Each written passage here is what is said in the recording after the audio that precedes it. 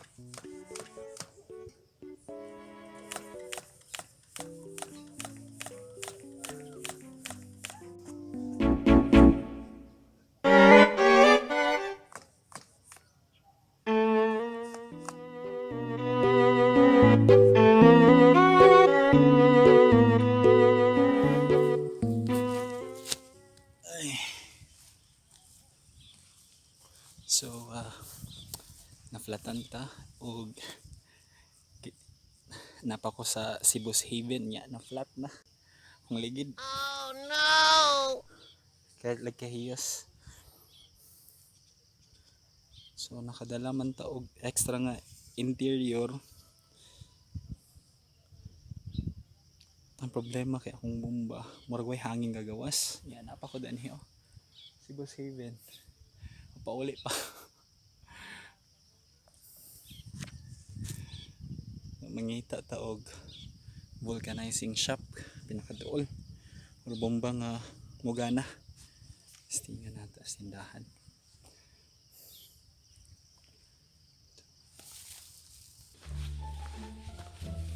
Boss. Ara. Boss. Namoy bomba boss? Wala? Unsa pinakaduol boss nga kuan? Crossing highway? Oh no. Crossing palugsom na ba? Ah, boundary. Sige boss, salamat. Imong bike maglangi niya. Imo pa itawangas dito. Bike lay. Kauli lagi ta. A few moments later. Kasikad, so wakas nakapahangin ra gyud ang bike. Salamat kay Ate Cecilia no. Emilia, sorry. Gigi kong pangalan. Emilia Baring. Dari ra sila sa ubos sa Cebu 7. Ha? Cebu Sibukaon man ni. Sitio Sibukaon. Cebu 7. So gikan ko sa taas. Dari pa ko sa ubos nakapahangin sa ilahang mahiwagang pump. Salamat kay Tia. Hello mga kasigad. So it's almost lunch and hapit na ko sa highway sa Tagoloan.